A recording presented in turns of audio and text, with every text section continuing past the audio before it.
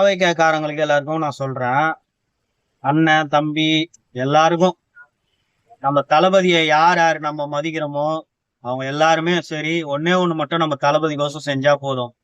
இந்த எச்சக்காரங்க இருக்கிறானுங்க பாருங்க, இந்த சாட்டை, இடுமாவர கார்த்தி, இந்த லவுட் ஸ்பீக்கரு, இந்த மாதிரி 1000 கணக்குல வரும். இப்ப நடிகர்கள் சேர்த்து இறக்குறானுங்க. வடிவேலு, பழைய வடிவேலு நம்மள விஜயகாந்த் அண்ணனை என்ன பண்ணி இது பண்ணானோ இப்ப அந்த மாதிரி தளபதிய பண்றதுக்கு உள்ள இறங்குறாங்க.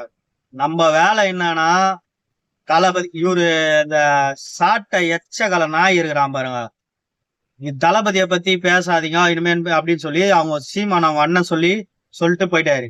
அதுக்கப்புறம் இந்த நாய் என்ன சொல்லி, எங்க அண்ணன் என்கிட்ட சொல்லலையே, போட்டு பொழகதான் சொன்னாரு அப்படின்னு சொன்னான் பாருங்க. அதேதான் நான் சொல்றேன், நம்ம அண்ணனும் அதேதான் போட்டு இவரை பொழகதான் சொல்லிக்கிறாரு. சரிங்களா? அப்படியே நினைச்சீங்க. நம்ம தளபதி எதுவும் சொல்றாரோ இல்லையா? அப்படிலாம் இல்ல. தளபதி கிட்ட எந்த நாய் வந்தாலும் அவனை போட்டு பழகணும், அவ்வளவுதான். ஏன்னா இவனுங்க பண்றத ஒரு விஷயமா பண்றதை பார்த்தா நம்ம எல்லாம் ஒண்ணுமே இல்லாத நினைச்சுனுக்குறான். ஏதோ இவங்கெல்லாம் ஏதோ பண்ண மாட்டாங்க அப்படியே பயந்தாங்க இல்லையா? ஏதாவது இந்த அவன் சொல்லுவான் பாருங்க, அந்த அணில் குஞ்சம் அப்படிலாம். நம்ம அடிக்க தேவையில்ல, பேச்சால அந்த நாயெல்லாம் திட்டி சிங்கசிமாவை கூட திட்டி வீடியோ போடுங்க, தப்பே கிடையாது. ஏன்னா அவங்களாம் உருப்படாதவன் ஒரு மக்களுக்கு நல்லது செய்யறதுக்கு பேசுங்கடானா இவனுங்க அரசியல் எல்லாம் தெரிஞ்சிச்சு.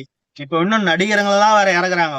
நம்ம மைண்டு இவனுங்களெல்லாம் காதுல கேட்டதோட விட்டு போயிடணும். ஆனா விஜயை பத்தி யார் யார் பேசுறாங்களோ பதிலடி கொடுங்க, யாரா இருந்தாலும் எவனா இருந்தாலும் கொடுங்க, தப்பே இல்லை. ஏன்னா நம்ம இந்த நேரத்துல தான் நம்ம தளபதி கூட நிக்க முடியும், வேற எந்த நேரத்துலயும் நம்ம கை கொடுக்க முடியாது. பாவம் மனுஷன் எல்லாத்தையும் விட்டு நம்ம ஒரு ஆளு நம்மளுக்கோசம் தான் நல்லது செய்யணும். ஆனா நான் இன்னொன்னு சொல்றேன், இந்த இதுவே நம்ம தளபதியை தோக்க விட்டுட்டோம், ஜென்மத்துக்கும் நம்ம எல்லாம் அழிய வேண்டியதுதான். உண்மை அதுதான். இந்த மாதிரி எச்சக்காரங்களா இருக்கிறானுங்க, மொத்தத்தையும் சுருட்டுருவானுங்க. நம்ம காப்பாத்தணும்னா நாடையும் காப்பாத்தணும், நம்ம விஜய் அண்ணனையும் காப்பாத்தணும்னா இதுதான் வழி. இந்த எவன் பேசணும்னா அவனெல்லாம் வாயு மேலேயே மிதிங்க.